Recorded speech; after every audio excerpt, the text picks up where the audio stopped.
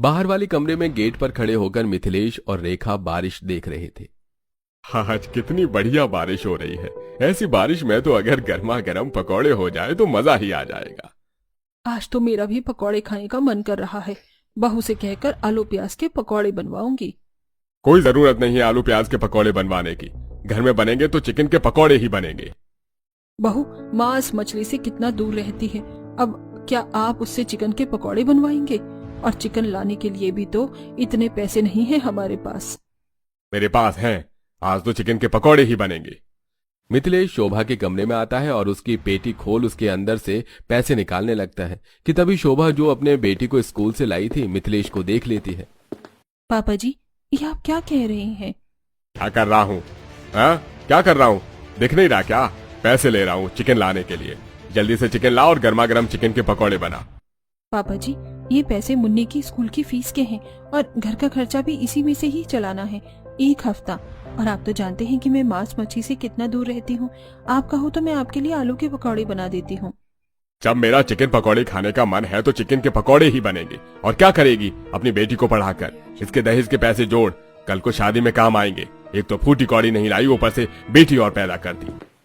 क्यों आप उसे आज तक मुन्नी को लेकर ताने देते हैं? पोता नहीं तो क्या हुआ, पोती तो है हमारे पास। ये मेरे बुढ़ापे की लाठी थोड़ी ना बनेगी। बेटियां सिर्फ बोझ बनती हैं, सहारा नहीं। और तू खड़े खड़े क्या देख रही है? क्या कहा मैंने, समझ नहीं आया क्या? प्रेग्नेंट शोभा को न चाहते हुए भी उसे अपनी बेटी की स्कूल की फीस के पैसों में बारिश में छाता लिए चिकन लाना पड़ता है। शोभा अब अपने ससुर के लिए चिकन पकौड़े बनाती है। जब मिथिलेश शोभा के बनाए हुए चिकन के पकौड़े बैठकर खाता है तो अरे ये कैसे चिकन के पकौड़े बनाए हैं तूने? रत्ती भर भी स्वाद नहीं है इसमें। अरे इसमें तो कुछ ढंग का बनाना भी नहीं आता। सारा मूड खराब कर दिया। मिथिलेश पकौड़े की प्लेट सरकाकर वहां से चला जाता है। क्या करूं बहू, तुम्हारे ससुर के आगे मेरी एक नहीं चल पाती। लेकिन तुम हिम्मत मत हारो, सब ठीक होगा। शोभा का पति भी हफ्ते में 1 से 2 बार ही घर आ पाता था, जिसके चलते वो अपने पति से भी खुलकर कुछ बात नहीं कर पाती थी। लेकिन शोभा के बिना कुछ कहे ही आनंद कहीं न कहीं उसकी बातें समझ लेता था। लेकिन अपने पिता के चलते आनंद चुप रहता। ऐसे कुछ दिन गुजर जाते हैं और आज घर में दोनों भाइयों का सैलरी देने का दिन होता है। सास ससुर बैठे थे। ये लीजिए मेरे पिछले महीने की तनख्वाह। अरे इसमें तो 500 रुपए कम है। हाँ, वो पिछले महीने शोभा की थोड़ी तबीयत खराब हो गई थी ना, इसलिए मालिक से थोड़े पैसे ले लिए थे दवाई के लिए, उसके ही कटे हैं। अरे खर्चे पर खर्चा, क्या जरूरत थी दवाई लाने की?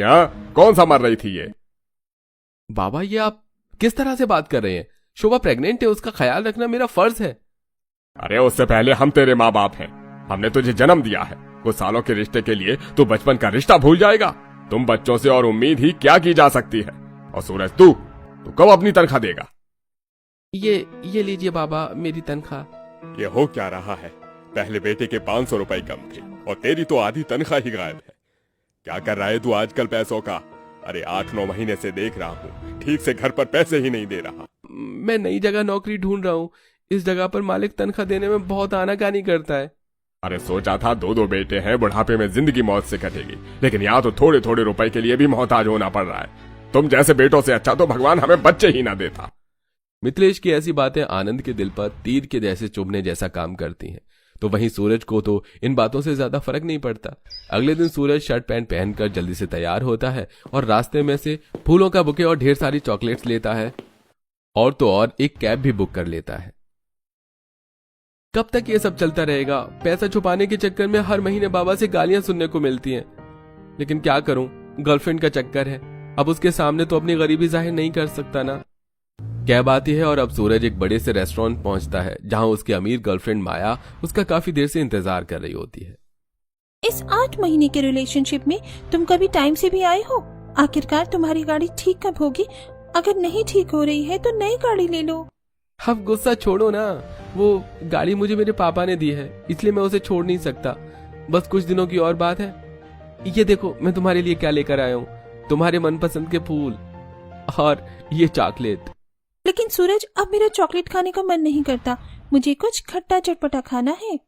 तुम्हें गोलगप्पे खाने हैं? हाँ ठीक है, तो मैं अभी ऑर्डर कर देता हूँ। अरे बुद्धू, मेरा कुछ और खाने का मन कर रहा है, जैसे खट्टी मीठी इमली, अचार। अरे तुम तो इस तरह से बात कर रही हो जैसे तुम प्रेग्नेंट हो। पता है जब मेरी भाभी प्रेग्नेंट थी तो वो भी ज्यादातर यही खाती थी। सूरज, मेरे ख्याल से अब हमें शादी कर लेनी चाहिए। क्या कहा, शादी? लेकिन माया, हमें एक साथ हुआ ही कितना वक्त है? जितना वक्त हुआ है उतना काफी है। अगर अब और देरी की तो प्रॉब्लम हो जाएगी। कैसी problem Maya? Suraj, I am pregnant. क्या कहा तुमने, प्रेग्नेंट? अरे अच्छा, मजाक कर लेते हो। वैसे मैडम, ये अप्रैल का नहीं जुलाई का महीना चल रहा है, तो मुझे अप्रैल फूल बनाना बंद करो। मैं कोई मजाक नहीं कर रही हूँ। मैं सच में तुम्हारे बच्चे की माँ बनने वाली हूँ। मैं भी इतनी जल्दी बच्चा नहीं चाहती थी, इसीलिए डॉक्टर से मैंने अबॉर्शन के लिए कहा, लेकिन उन्होंने कह दिया है कि अगर मेरा अबॉर्शन हुआ तो फिर मैं कभी कंसीव नहीं कर सकती। माया की बात सुनकर सूरज के तो पैरों तले जमीन खिसक जाती है और वो काफी ज्यादा घबरा जाता है। माया, अब मैं क्या करूं? मुझे कुछ समझ में नहीं आ रहा। इसमें इतना परेशान होने वाली कौन सी बात है? मैं भी अमीर हूँ, तुम भी अमीर हो। हम जल्दी से शादी कर लेते हैं, प्रॉब्लम अपने आप सॉल्व हो जाएगी। वो माया, मैंने तुमसे आज तक झूठ कहा। मैं अमीर नहीं हूँ, बल्कि एक मामूली दुकान पर काम करता हूँ। तुम मुझे छोड़कर चली न जाओ, इसलिए अमीर बनने का नाटक किया। क्या कहा तुमने सूरज? मैं तुम्हें छोड़ूंगी नहीं। तुमने मुझे इतना बड़ा धोखा दिया। मैं समझती थी कि मैं अपने लेवल वाले लड़के से प्यार करती हूँ, लेकिन तुम तो गरीब निकले। अब क्या करूँ मैं? तुम्हें छोड़ भी नहीं सकती, फिर बच्चे का क्या होगा? तो परेशान मत हो, हम शादी कर लेते हैं ना। मैं तुमसे वादा करता हूँ, मैं तुम्हारा बहुत ख्याल रखूंगा। माया चाहकर भी कुछ नहीं कर सकती थी और ना चाहते हुए शादी करने के लिए मान जाती है। वहीं सूरज जब इस बारे में खाना खाते हुए अपने घर में बताता है तो मिथिलेश उस पर काफी गुस्सा करता है, लेकिन जब उसे ये पता चलता है कि माया अच्छे खासे अमीर परिवार से है तो। अरे बेटा, कोई बात नहीं, गलतियां तो जवानी में होती ही हैं, और अब तो तू उससे शादी भी तो कर रहा है। मुझे तो पूरा यकीन है कि मेरी छोटी बहू मुझे इस घर का वारिस जरूर देगी। आप इसकी इस हरकत पर इसे डांटने के बजाय इसका साथ दे रहे हैं। अरे जो होना था सो हो गया, अब हम में से कोई कुछ नहीं कर सकता। और जरा सोचो, इतने अमीर घर की लड़की आ रही है तो दहेज में कितना कुछ लाएगी। माया के माता पिता भी इस शादी के लिए मान जाते हैं और वो माया को शादी में दहेज भी काफी अच्छा खासा देते हैं, लेकिन माया की हरकत के चलते वो शादी होते ही माया से रिश्ता तोड़ देते हैं और माया सूरज के साथ अपने ससुराल आती है, जहां शोभा उसका गृह प्रवेश करती है। माया के लाए हुए दहेज को देखकर मिथिलेश के मुंह से लालच की लार टपकती है।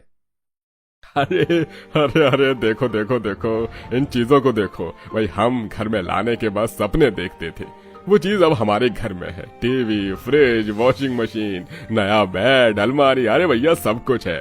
माया बहू, तुम तो लक्ष्मी बनकर आई हो। अब बस मेरी यही तमन्ना है कि तुम जल्द से जल्द मुझे मेरे घर का वारिस दो। मिथिलेश की बातों से माया को यह समझने में देर नहीं लगती कि उसका ससुर कितना ज्यादा लालची है। रेखा माया को अब उसके कमरे में लेकर जाती है। अगले दिन जब शोभा कमरे में बेड पर बैठकर फोन चला रही होती है तो माया को उसकी पहली रसोई की रस्म के लिए बुलाने आती है। माया, आज तुम्हारी पहली रसोई की रस्म है, तो तुम क्या बनाने वाली हो? मैं भी तुम्हारी मदद कर दूंगी। एक्सक्यूज मी, तुमने सोच भी कैसे लिया कि मैं खाना बनाऊंगी, वो भी तुम लोगों के लिए? मेरे घर में मुझे पानी देने के लिए भी एक अलग से मेड थी। वो तो बस शादी करना मेरी मजबूरी थी, वरना मैं शादी करके इस गरीब घर में तो कभी नहीं आती। क्या हुआ माया बहू? देखिए ना पापा जी, आपकी बड़ी बहू मुझसे जबरदस्ती खाना बनवाना चाहती हैं।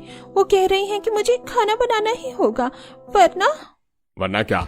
शोभा बहू, मुझे नहीं पता था कि तुम अपनी देवरानी के साथ इस तरह से पेश आओगी। तुम इससे इसलिए जलती हो ना कि ये तुम्हारी तरह खाली हाथ नहीं आई, और शायद अब ये बेटे को जन्म ना दे दे। माया बहू से दूर रहना, और घर के सारे कामकाज तुम ही करोगी। माया जानती थी कि उसके दहेज लाने की वजह से मिथिलेश हमेशा उसको सपोर्ट में रहता है, जिसका माया भी भरपूर फायदा उठाती है और नौकरानी की तरह अपनी जेठानी उसकी प्रेगनेंसी में घर के सारे काम करवाती है। रेखा भी इसमें कुछ नहीं कर पाती। ऐसे ही 2-4 दिन गुजरते हैं और आज फिर से बारिश होती है और घर की छत टपकने लगती है, इसलिए शोभा सब जगह बर्तन लगा देती है। अरे आज तो मौसम कुछ ज्यादा ही बढ़िया हो रहा है बहू। मेरा तो इस मौसम में गर्मा गर्म चिकन के पकौड़े खाने का मन कर रहा है। अरे पापा जी, ये भी कोई कहने की बात है? मैं अभी बाहर से आपके लिए गर्मा गर्म चिकन के पकौड़े ऑर्डर कर देती हूँ। माया ऑनलाइन चिकन के पकौड़े ऑर्डर कर देती है। थोड़ी देर में डिलीवरी बॉय घर पर चिकन के पकौड़े दे जाता है और अब माया, सूरज और मिथिलेश तीनों बाहर वाले कमरे में बेड पर बैठकर गर्मा गर्म चिकन के पकौड़े खाते हैं। वहीं सभी को इस तरह चिकन के पकौड़े खाता देख अब मुन्नी का भी पकौड़े खाने का मन करता है। माँ, मेरा पकौड़े खाने का बहुत मन कर रहा है, बना दो ना। मौसम तो सच में काफी बढ़िया हो रहा है। प्याज तो खत्म है। एक काम कर बहू, तू आलू के ही पकौड़े बना दे। शोभा अब जल्दी जल्दी आलू छीलती है और उन्हें गोल गोल पीस में काट लेती है। बर्तन में बेसन, नमक, लाल मिर्च और साथ में 2-3 तरह के मसाले डालकर बैटर बना लेती है और अब गर्मा गर्म तेल में आलू के पकौड़े तलती है, जो काफी ज्यादा टेस्टी बने होते हैं। माँ, ये आलू के पकौड़े तो बहुत टेस्टी बने हैं। यमी, मुझे और दो ना सॉस के साथ। पापा जी, कुछ गरीब लोग तो इन आलू प्याज के पकौड़े से ही ऊपर नहीं उठती। कहाँ, वैसे भी इन 1000 रुपए के चिकन के पकौड़े के सामने तो ये आलू के पकौड़े कोई छुए भी ना। माया अपने चिकन में पकौड़े के जरिए अपनी जेठानी को नीचा दिखाती है। ऐसे ही एक दिन, अरे शोभा बहू, ये तो आलू क्यों उबाल रही है? माँ जी, बारिश का मौसम हो रहा है और मुन्नी सुबह से पकौड़े के लिए जिद कर रही है। आप तो जानती हैं कि वो आलू के पकौड़े खाती है, तो सोचा इस बार कुछ नए तरीके से आलू के पकौड़े बना लूं। आलू उबालने के बाद मैं इसमें कुछ मसाले डालकर पकौड़े बनाऊंगी। अरे वाह बहू, तुम तो नए तरीके से आलू के पकौड़े बना रही हो।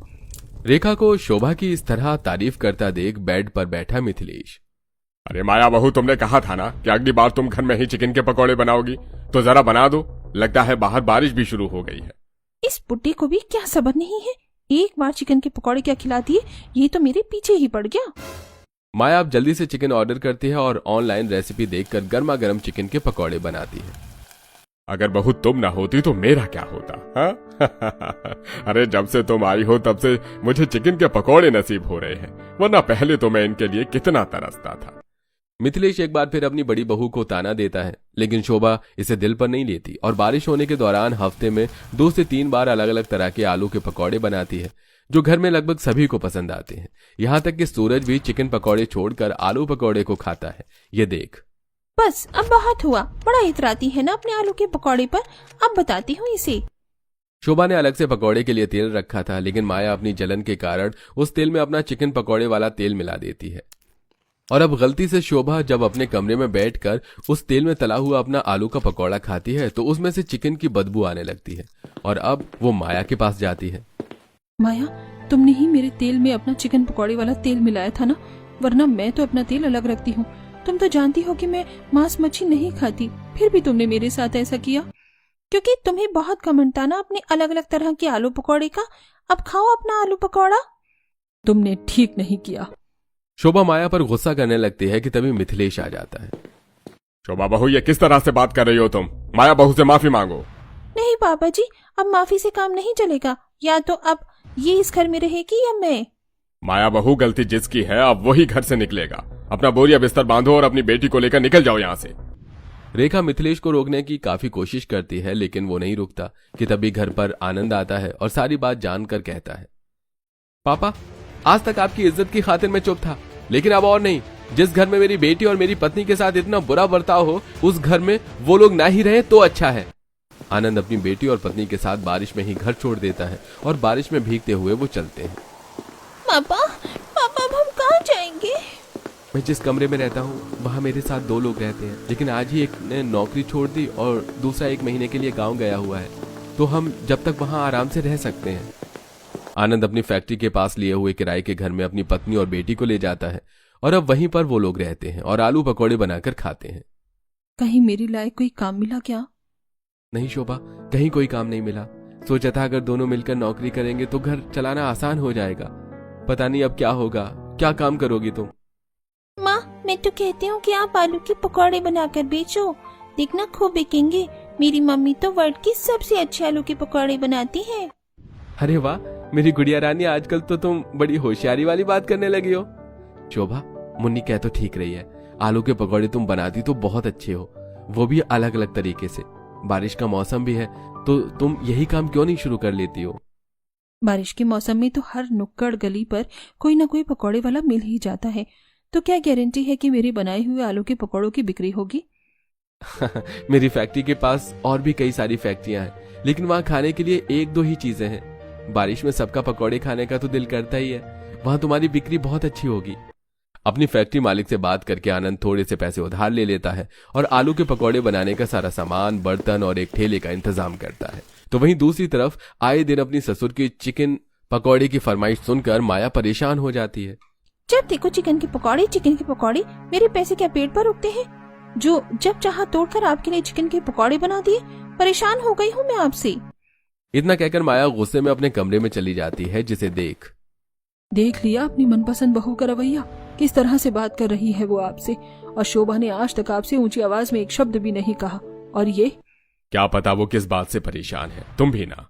मिथिलेश को बुरा तो लगता है, लेकिन वो रेखा के सामने जताता नहीं। तो वहीं दूसरी तरफ शोभा के बनाए हुए अलग अलग तरह के आलू के पकौड़े काफी तेजी से बिक रहे थे। भाभी जी, क्या बढ़िया आलू के पकौड़े बनाए हैं आपने। आज तक तो मैंने सिर्फ एक ही तरह के आलू पकौड़े खाए थे, लेकिन आपके पास तो वैरायटी है। अरे मुझे तो आपके सारे आलू के पकौड़े पसंद हैं। सोच रहा हूँ आज घर के लिए भी पैक करवा लूं। अब जहां शोभा की आमदनी बढ़ने लगी थी, तो वहीं दूसरी तरफ सूरज की नौकरी छूट जाती है। पहले तो तुमने मुझसे इतना बड़ा झूठ बोला और अब तुम्हारी नौकरी छूट गई। मेरे पास भी जो पैसे थे अब धीरे धीरे खत्म हो रहे हैं। माँ पापा ने भी मुझसे रिश्ता तोड़ दिया। अब क्या करें हम? मेरा 3 महीने शुरू हो गए हैं। मैं तो तुम्हें बताना ही भूल गया, भाभी अब ठेले पर आलू के पकौड़े बनाकर बेचती हैं और सुनने में आया कि उनकी काफी अच्छी बिक्री होती है। तो तुम भी क्यों ना चिकन के पकौड़े बनाकर बेचो, क्या पता हमारा भी काम चल पड़े। माया को सूरज की बात काफी हद तक ठीक लगती है। तो वहीं एक बार फिर अपनी जेठानी को नीचे दिखाने के लिए माया अपने पास बचे कुचे अच्छे पैसों से बिल्कुल शोभा के बगल में ही अपना चिकन पकौड़े का ठेला खोलती है, जिससे अब कई सारे लोग उसके ठेले पर जाने लगते हैं। तुम यहाँ जानबूझकर आई हो ना, ताकि तुम एक बार फिर मुझे नीचे दिखा सको। घर से तो हमें निकलवा दिया, अब यहाँ हमारी रोजी रोटी पर लात मारने आई हो। ऐसा ही कुछ समझ लो। बड़ा घमंड है ना तुम्हें अपने इन आलू के पकौड़ों पर। मेरे इन चिकन के पकौड़ों के सामने तुम्हारा आलू के पकौड़े ज्यादा दिन तो टिक नहीं पाएंगे। माया की बात सुनकर भी शोभा हार नहीं मानती और हर दिन बढ़िया से बढ़िया आलू के पकौड़े बनाती है। तो वहीं माया कुछ दिन ठीक तरीके से चिकन के पकौड़े बनाकर बेचने के बाद में सस्ता सामान इस्तेमाल करना शुरू कर देती है, जिससे अरे ये किस तरह के चिकन के पकौड़े बनाए हैं, कोई स्वाद ही नहीं है इसमें। मेरा तो बिल्कुल भी मन नहीं कर रहा इसे खाने का। अब सारे कस्टमर वापस शोभा के पास ही जाने लगते हैं और माया के चिकन के पकौड़े की बिक्री काफी कम हो जाती है। इसी तरह महीने दर महीने गुजरते हैं और अब एक बार फिर बारिश का मौसम शुरू हो जाता है। तो वहीं शोभा और माया दोनों बेटे को जन्म देती हैं, लेकिन अब माया जल्द ही अपने सास ससुर का सामान पैक करती है और उन्हें घर से निकालने लगती है। इस उम्र में हम कहाँ जाएंगे? कुछ तो रहम करो अपने बूढ़े सास ससुर पर। जितना आप लोगों को पालना था मैंने पाल लिया। अब मेरा बच्चा है, मेरा खुद का परिवार है। अब मैं आप लोगों पर 2 पैसे भी खर्च नहीं कर सकती। अरे भगवान के लिए हमें घर से मत निकालो, हम तो तरस खाओ। सूरज खुद माया के पैसों पर पल रहा था, इसलिए वो चाहकर भी कुछ नहीं कर सकता था। और अब बेघर रेखा और मिथिलेश भारी बारिश में घर से बेघर होकर बस स्टैंड पर बैठे होते हैं। तभी वहां से घर का कुछ सामान लेकर शोभा गुजर रही थी और अब वो जैसे ही अपने सास ससुर को देखती है। माँ जी, पापा जी, आप लोग यहाँ इस तरह बारिश में? हम लोग क्या आपके लिए इतने पराये हो गए हैं? शोभा अपने सास ससुर को घर ले आती है और पहले की तरह ही उनकी सेवा करती है। ये देख मिथिलेश को भी अब धीरे धीरे अपनी गलती का एहसास होता है। पापा जी, आपका खाना बना दिया है, साथ में आलू के पकौड़े बनाए थे। जानती हूँ आपको पसंद नहीं, पर शाम को मैं आपके पसंद के चिकन के पकौड़े बना दूंगी। नहीं बहू, अब मुझे चिकन के पकौड़े नहीं बल्कि तुम्हारे हाथ के आलू के पकौड़े खाने हैं। तुम्हारे दहेज न लाने और बेटी को जन्म देने पर मैंने तुमसे काफी नफरत की, तुम्हें ताने दिए, यहाँ तक कि घर से भी निकाल दिया, पर तुमने बिना कुछ सोचे समझे हमें फिर से अपना लिया। बहू मुझे माफ कर दो। पापा जी, जो हुआ उसे सबको भूल जाइए। अब हम सब दोबारा साथ हैं। अब हम सब एक नई शुरुआत करते हैं। मिथिलेश शोभा और मुन्नी को दिल से अपना लेता है और पूरा परिवार एक साथ हंसे खुशी रहता है। तो वहीं शोभा भी अपनी मेहनत से अपने आलू के पकौड़े के काम को काफी बढ़ा लेती है और जल्द ही अपना पक्का घर भी बनवा लेती है।